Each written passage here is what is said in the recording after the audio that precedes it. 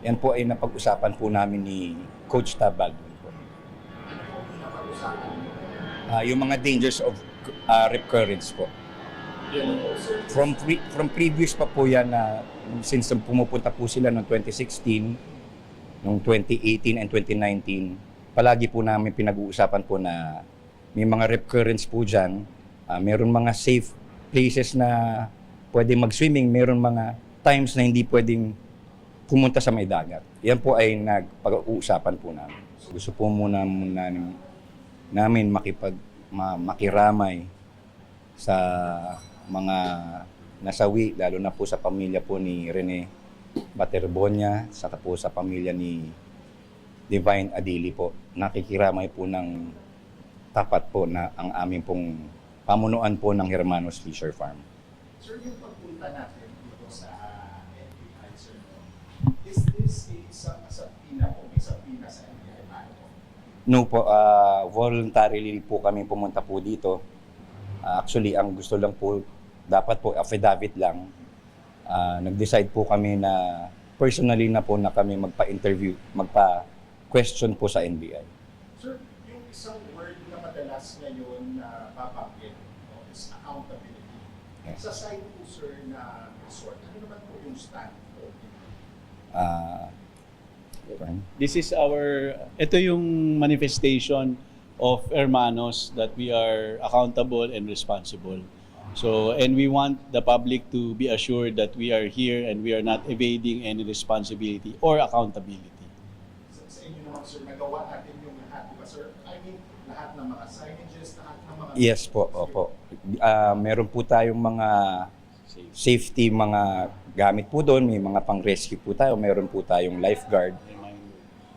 May mga reminders po tayo sa mga areas po natin. And hindi po tayo nagkulang ng reminder sa mga tao po, sa mga guests. Sir, yung pagdating, kung babalikan na natin, sir, no? Yung pagdating, sir, na itong ating yung video, kasi syempre, napagsabihan, di ba bala na rin po sa kanila, sir, about sa rip current na tinatawag? Yes po. Yan po ay napag-usapan po namin ni Coach Tab Baldwin po. Napag-usapan. Yung mga dangers of rip currents po. Yan po, sir. From previous pa po yan na since pumupunta po sila noong 2016, noong 2018 and 2019, palagi po namin pinag-uusapan po na may mga rip currents po dyan. Meron mga safe places na pwede mag-swimming, meron mga times na hindi pwedeng pumunta sa may dagat. Yan po ay nagpag-uusapan po namin. So, 2016, yung first. Yes. Sunod na taon, sir, is 2018 and 2019. So, 2016, 18, 19, at saka 9. So, kumbaga 4 years. Yes. Like, hindi magkakasunod na taon. Hindi po magkakasunod. Okay. Sir, doon, sir, sa insidente, yung nagkakabuluhan, ano sir yung matatandaan po ninyo nung time na yun? Sino po yung mga unang correspondent na nakita niyo po? Kasi po wala po ako nung time na nangyari. Dumating po ako doon mga around 3:35 or 3:40, hindi ko po talaga sure. Hapon po. So, nangyari na po yung incident. Kasi nalaman po namin na may incident kasi tumawag po sa amin yung aming mga staff. At tinawagan na po namin kagad ang MDR.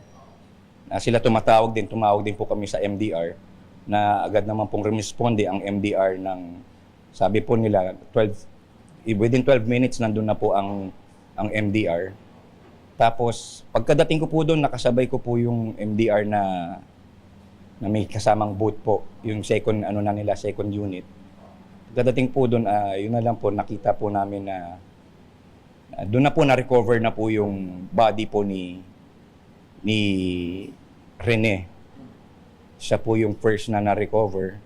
Tapos yung second pong na-recover, nung nandun na po ako sa may beach mismo, nandun po, nakita ko na po doon yung aking pong kasama po, kapatid, na tumulong po sa may pagre-rescue, saka po yung aming lifeguard, nandun din po.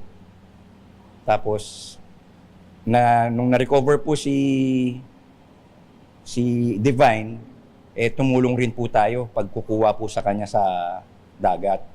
Nung mga time na yun, sir, patatandaan mo, nasaan si Coach Bogwin? Nandun din po siya sa may area. Yun lang po, nakita ko po siya doon sa may area. Actually po kasi medyo magulo na po tapos sabay hindi ka po makapaniwala sa may mga pangyayari. Kaya medyo yung ano mo yung sequence yung mga tao mga nandun po sa may paligid hindi mo na ma-identify kung sino sila, kung sino-sino. Yung naka-recover po tulad kay Paterbonia na nakita ko na lang kasi po naka-vest siya ng MDR. Sir, kung babalikan na po ulit natin, kasi ilang years Yes. nagawa yung activity. Based, sir, sa mga observation po ninyo, ano po yung mga activity na ginagawa po nila doon within the resort?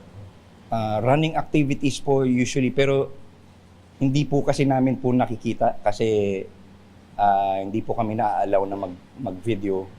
So sila naman po yung may alam po ng kanilang mga activity. So we just let them be. Pag meron lang po silang mga hihingi ng mga tulong or ano, bibigay po namin.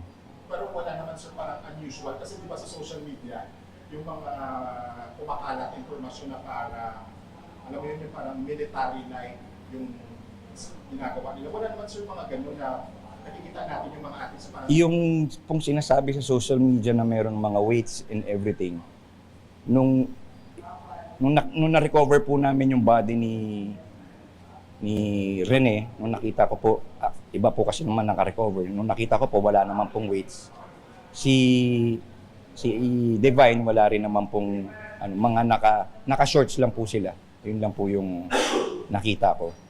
Pero nung time, sir, na na-recover sila, sir, lifeless na talaga, sir, or paano po salita pa sila? Medyo, kasi nung nire-recover si Rene, medyo malayo pa ako, nandun pa ako sa resort eh. Kasi medyo malayo yung recovery niya ng mga 300 meters away ng right side ng resort namin. Hindi 300 meters away sa may dagat, sa may right side. So by the time I got there, nandun na si Rene sa beach na nasa shore na siya na pinapump na sini-CPR na siya. So wala naman po ako nakita ng mga bruises or anything. Sir, kung babalikan na natin, before nangyari itong trahedya, kasi sabi nga sa amin kanina ni attorney, parang naririnig pa daw ng mga personnel tayo sa resort. Masaya sila, nagtatawanan. Yung recollection, sir, ganun din po ba, sir, yung mga times na yun? Actually sir, kasi wala po akong kilala sa mga players. So hindi ko po alam kung nasaan po siya dun sa may mga times na yun. Pero I mean, so silang grupo? Opo, masaya po silang lahat. Wala naman pong mga pag dumating po sila, nakangiti po silang lahat. Galing po, doon ko po lang po sila nakita eh. Nung bumaba po ng bus, tapos sabay nakangiti silang lahat. Tutulong-tulungan sila, ibaba yung mga equipment.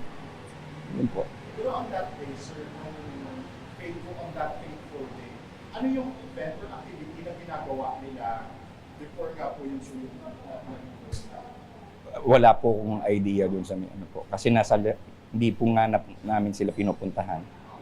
Maraming salamat.